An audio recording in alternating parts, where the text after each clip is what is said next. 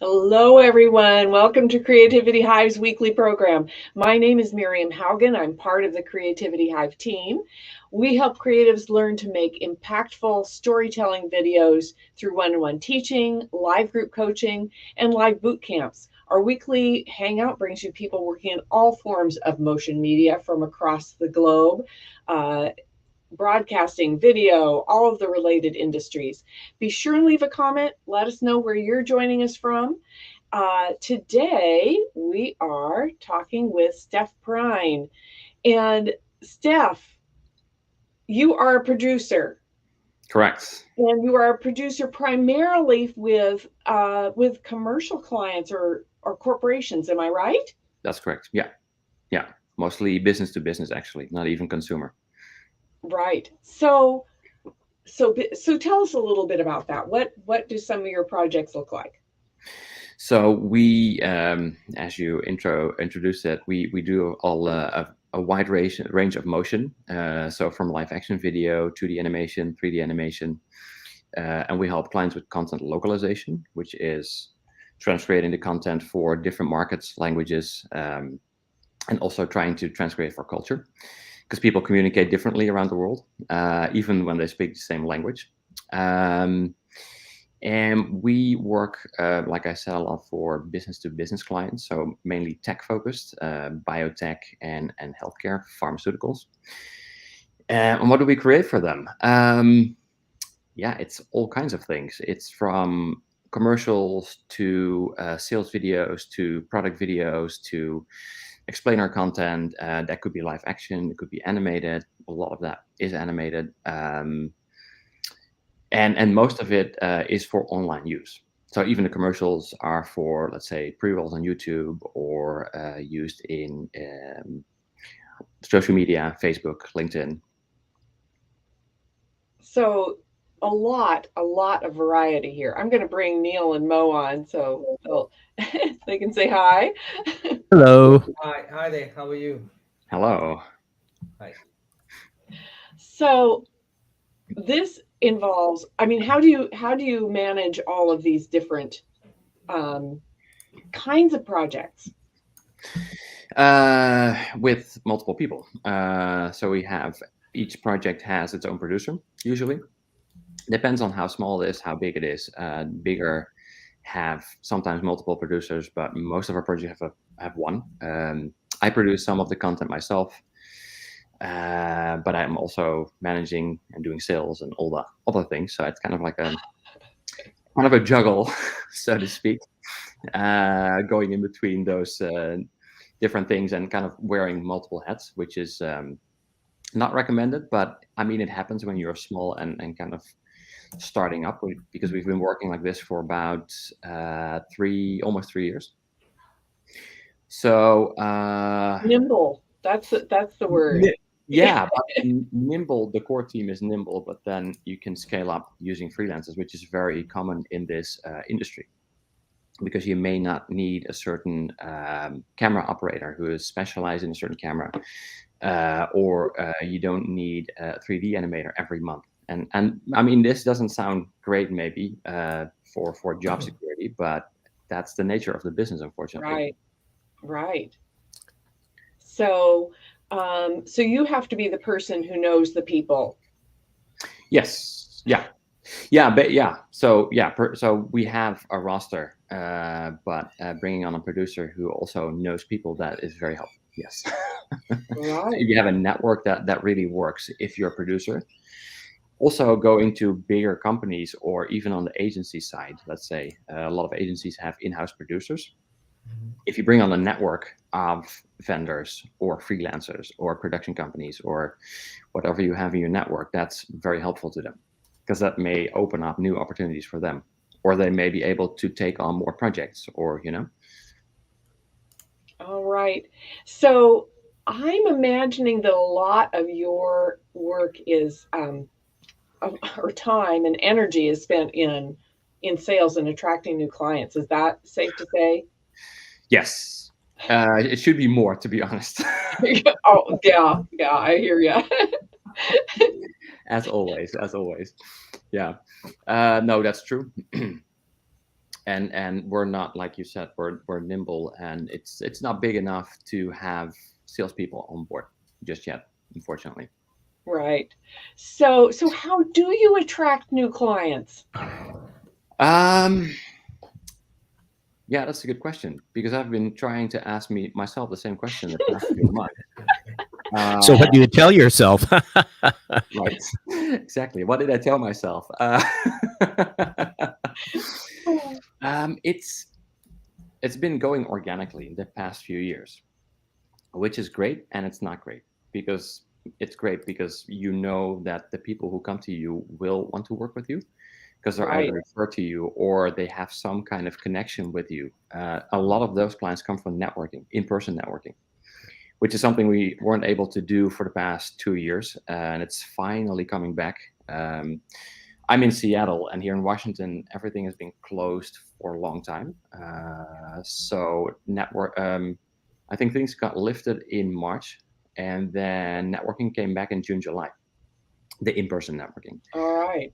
So it's just starting up, and people are like, oh, a little awkward, we're getting used to it again, I would say. But before the pandemic, I used to network a lot, which is very helpful. So what kind of groups are you meeting up with?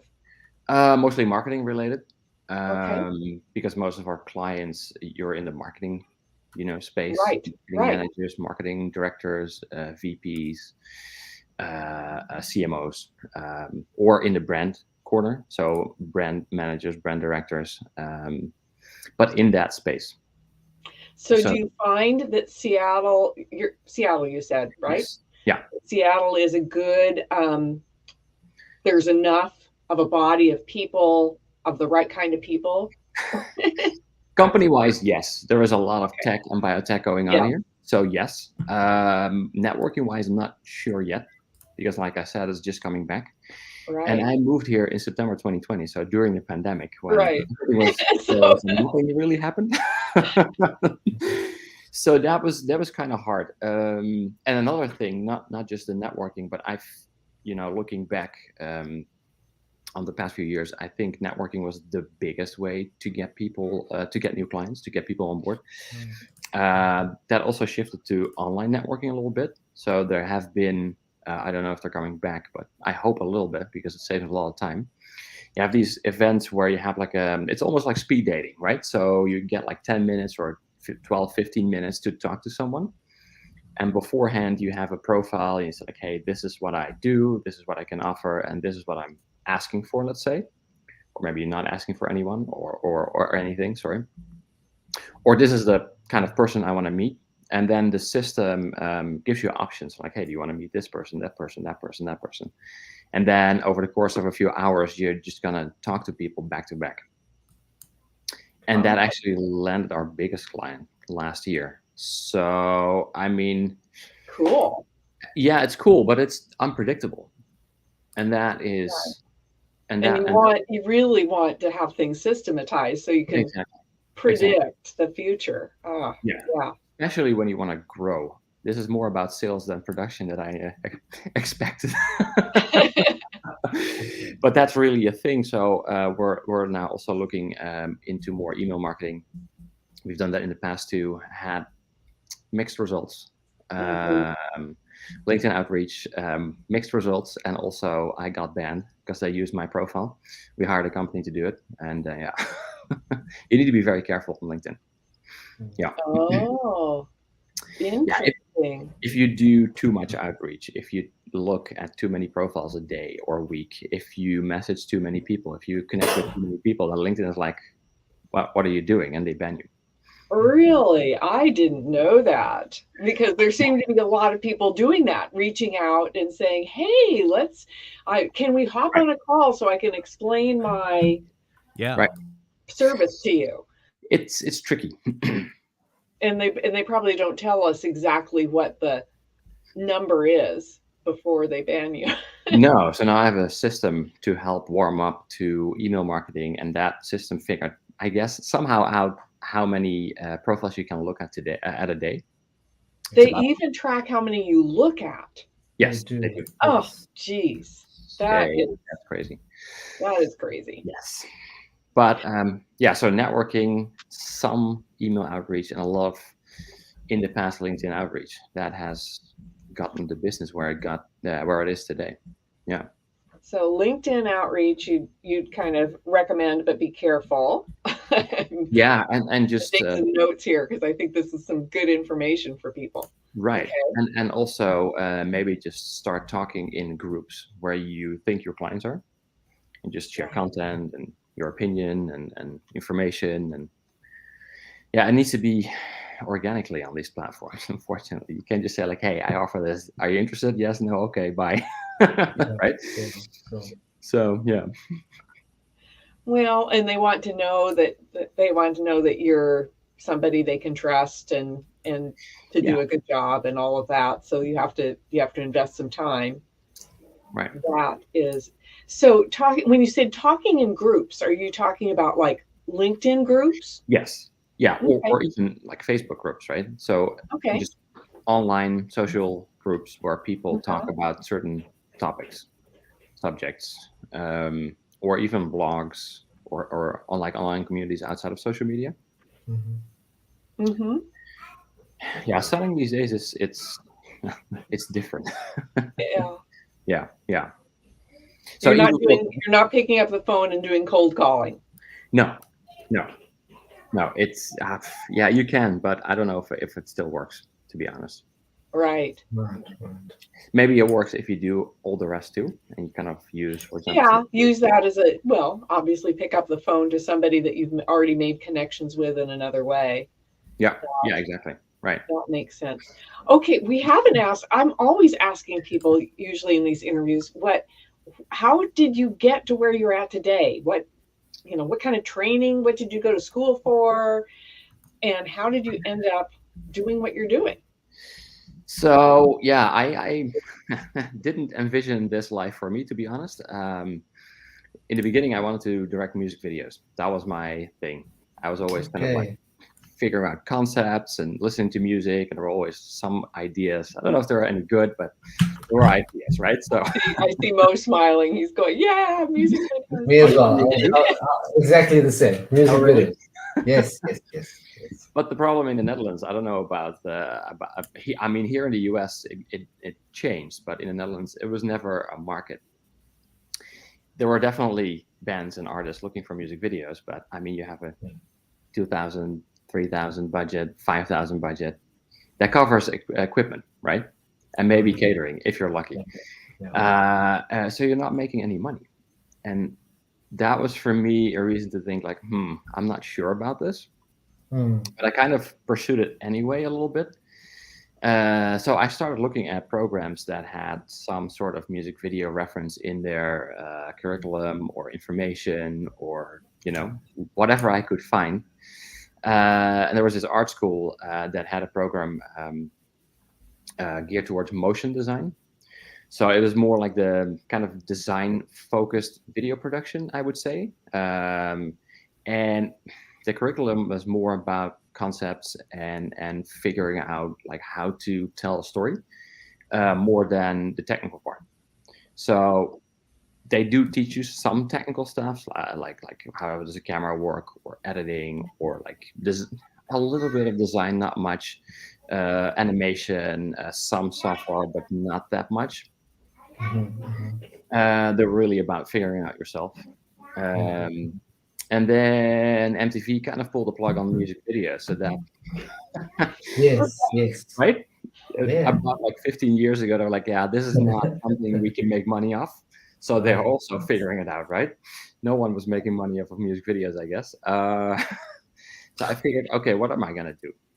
This motion design kind of opened up a new world to me, where I was more focused on live action video before and film. So more, the scripted, the film stuff, with actors, with people, with real locations, and learning about motion design, about animation, about motion graphics, about design, typography. That kind of shifted my idea towards maybe more commercial work, like corporate video kind of things, commercials, using live action and animation, motion graphics, maybe 3D animation to kind of make that combination and being able to communicate more information in the same amount of time. Because you can use, for example, live action is perfect for emotion. Motion graphics is fantastic for communicating information, explaining a system, concept. If you combine that, you can maybe do both. Right.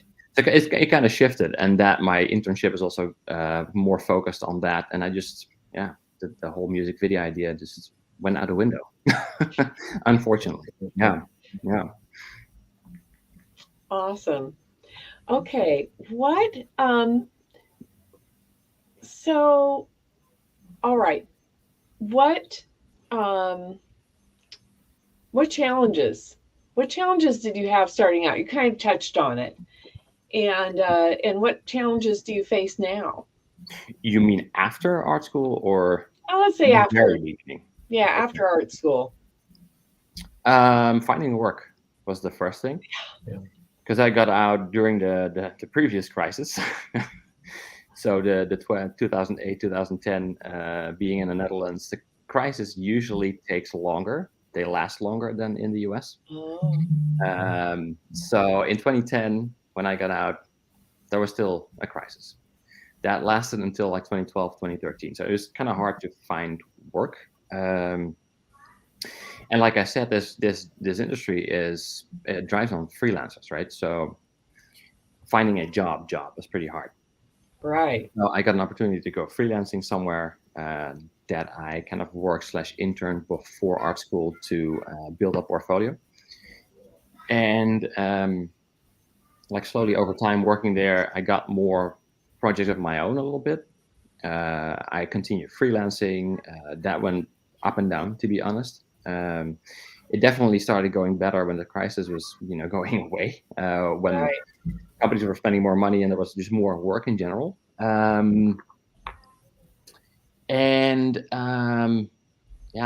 mainly that was but also finding, because as a freelancer, you're basically a small business, so you also need to find your clients, which is hard in the beginning, definitely hard. And maybe I learned a few things there to kind of like that I can use now and figured out like, hey, this could be a way or that could be a way.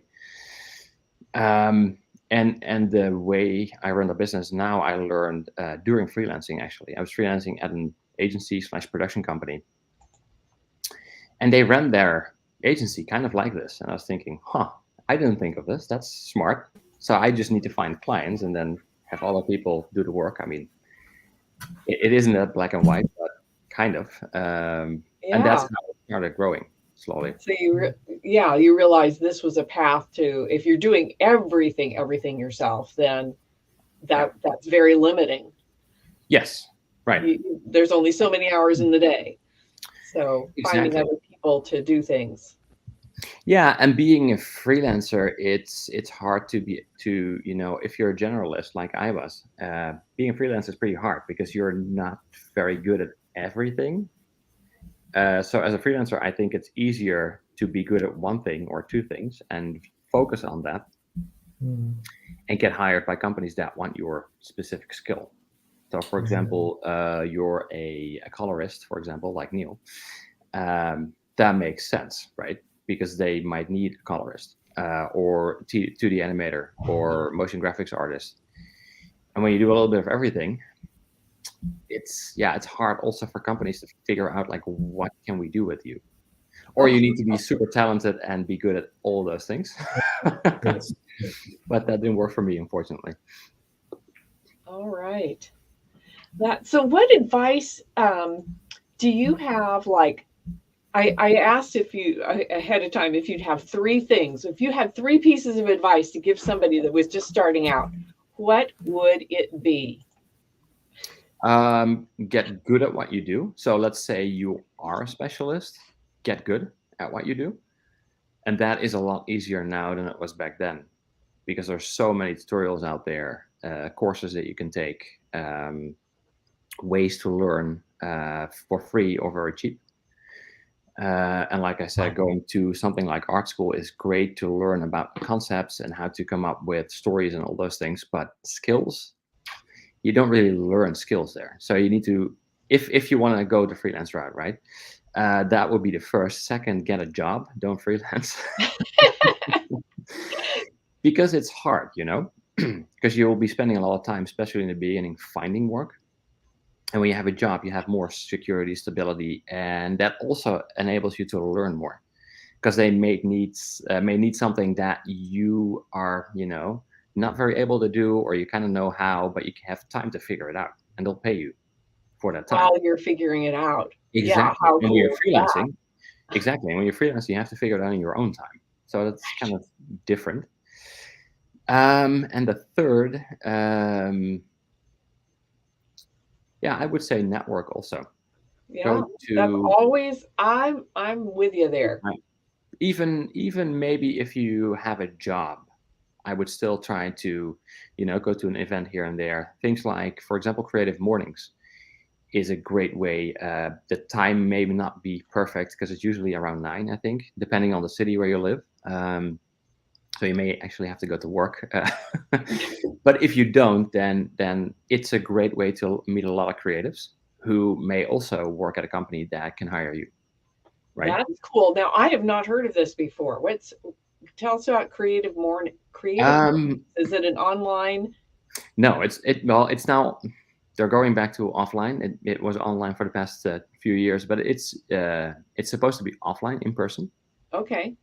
It's founded in New York in 2009, I think, by a designer, Swiss Miss, and it's basically a breakfast. So you get some breakfast things. There is coffee, there's tea. There is a talk about some subject, something about creativity, productivity, finding some kind of inner strength, or how to manage your energy when you're working, or anything kind of related to creative work. And then you network. So during the breakfast, before and after, you just talk to people.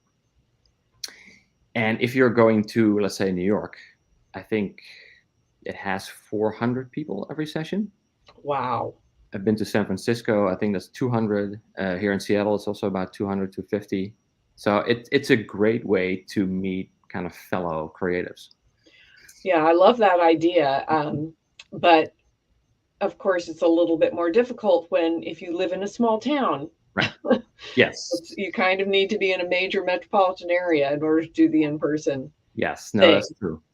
They are in a lot of places, though, even in smaller towns. I'm going to have to look into it and see, because that sounds really fascinating. That, a way to get to know other creatives and to share ideas, and that is awesome. Yeah, and find people kind of in your field in different ways, right? So maybe there are other networking opportunities. I don't know if they're here, but in the Netherlands, you used to have these like don't do it yourself sessions, which is, so you have a question about something, you meet up with people, and maybe there's someone who can help you, maybe not, but you can also meet someone to do something else with. I made a short film 10 years ago, and I met someone who wrote the script, so we worked together on it. So there are definitely more opportunities than just something like Creative Mornings. Yeah, that's very cool. So do some research. Yeah, Yes. We met on Lunch Club, which is another. It is an online forum, although I guess it started out as an in-person. But I've met some fascinating people, and you among them. So on Lunch Club. Yeah, Lunch Club is one of them, where you can easily, well, now at least online, meet someone and just talk for 45 minutes and establish a connection or not, and that's okay too. Right. And you mentioned something early on about a speed dating thing. What's that called? Yeah, there are different ones. Okay. The one I used to go attend is the Ripple. The Ripple, okay. Send you a link after. It's geared towards transatlantic businesses, so they're very focused on the East Coast and Europe, and try to establish relationships between the two. So it's also, the timing is not fantastic if you're on the West Coast. Right. Kind of early. Yeah. But that's very business focused. So there are freelancers during those sessions, but it's mostly businesses trying to, they're looking for an accountant in the US, let's say a business in Europe, or they're looking for information on how to move from somewhere Europe to the US. Chamber of Commerce in US areas or European countries are there to kind of attract members, but also try to help. But I think they're there to attract members. But right. Well, hey. We're all doing sales in a way for our own reasons, right? So I'm not entirely sure. I mean, if you're a creative, I would say if you have a business that might be interested, to kind of find businesses that might be either interested or can refer you. Mm-hmm. For a freelancer trying to find work, not the best place. Right. Oh, that. Okay, so what earlier on you said that one of your pieces of advice was to not try to do what you did, be a freelancer, but to actually get a job. So what kinds of opportunities do you see out there for somebody that if you had to do it all over again, you might go for a job? What kind of a job would you be going for? You mean me personally, or? Sure. Honestly, I'm not sure if I was really in the same space, same mind space, same right. mindset. Trying to imagine yourself. Yeah, because like I said, 12 years ago. I was the generalist, so it was really hard for me to say like, hey, I'll get that job as an editor, or I'll get that job as an animator, or I get a job as a director, let's say. Mm-hmm. That could actually be maybe the best way if you're a generalist and you're good at figuring out concepts to get a job like that. Either at a production company or an agency. You can that was one thing I didn't understand back then. So maybe that's what I learned. There's a whole agency side, and that also changed over the last 10 to 15 years. That there is a lot more agency production taken in-house. Back in the day, there was a relationship between an agency and a production company, and the production company executed the agency scripts, concepts, visualizations, the whole thing, and they executed. And they, of course, they added their own little spice to it. That's why they needed to write a treatment. And so, like, hey, we envision this based on your creative, but because there's been a massive shift in budgets. Budgets have gone down for production a lot, and agencies have taken production in-house. Because that's an opportunity if you're looking for a job. Yes. Yeah, definitely. Especially the bigger agencies. A little bit of a background, a little bit of training, they might just think that's awesome. Yeah, especially the bigger agencies, they'll give you probably more job security, benefits, healthcare, 401k, all those things. And I think also being in the US, that opportunity is more present than in a smaller country like the Netherlands, because the whole market is different. Right. If that makes sense. Right. Well, this has been amazing. Let's see. Any parting shots here? Oh, I know. I was going to ask you who is your dream client? Oh, right. Yes, I totally forgot about that. My dream client. Yeah, I don't have I used to have those, but I don't know, not anymore. You're too busy being nimble, going, okay, I do like. Sorry. Go ahead. I do like technology, so it's also kind of a preference for me. I just like new things, new developments. Sorry, I'm back. I just had some yeah, okay. Network issues. I'm so sorry about that. Well, I could hear you, but I couldn't see it. Oh, good. Okay. Yeah. So technology. I just like those things, like especially the weird things. We did a video for a data center company late 2020 about a very small kind of detail in their whole infrastructure that they service out. So it's basically a connection between two data centers. You want to go to Gmail, the server is overloading, and all the servers are overloading. They're at capacity.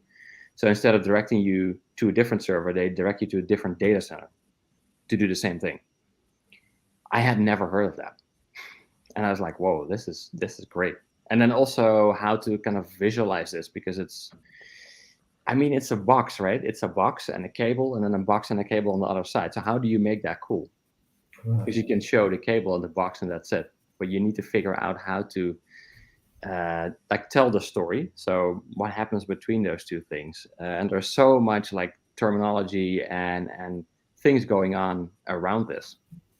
How do you kind of figure out to tell a story in 1 minute in that case? Yeah, tech clients. That's a creative challenge. Right. All right. Are there any parting shots here, guys?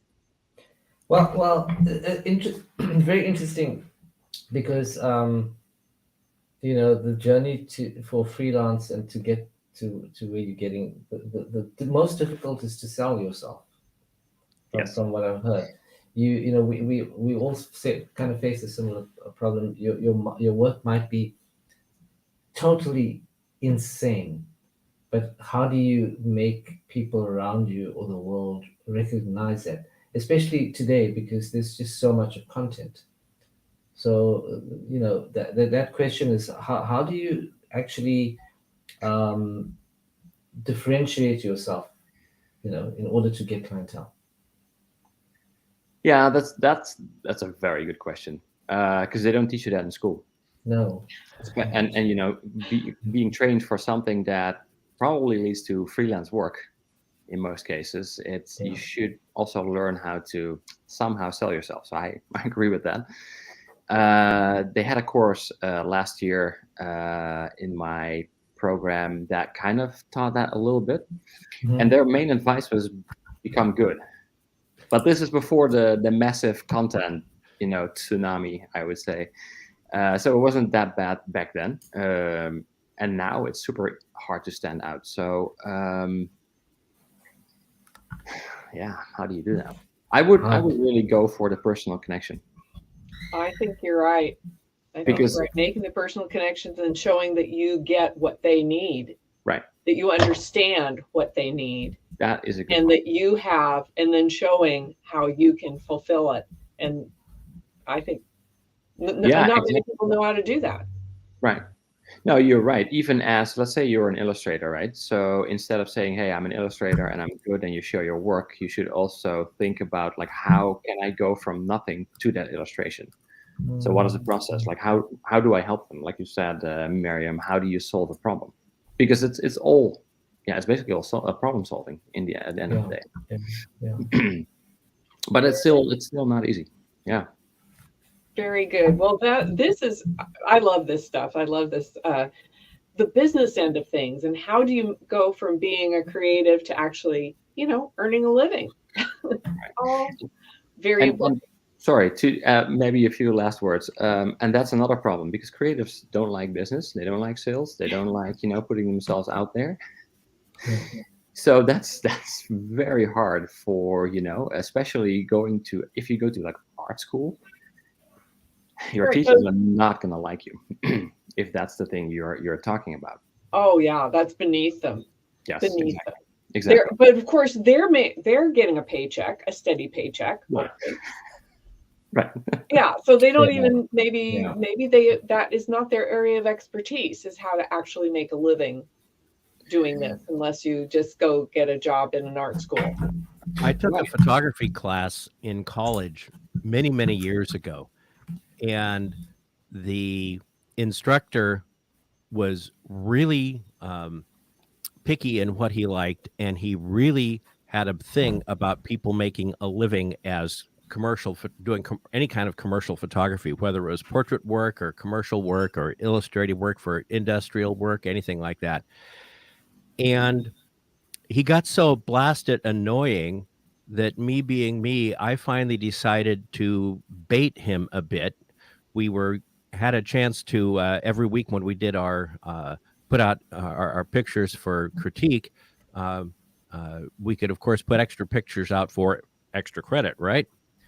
So I did a couple of the things that he said that he thought were really kitschy in a bad kitsch way. And one of them was studio lighting with very soft, continuous tones on your black and white photography, and a really pretty studio type lighting.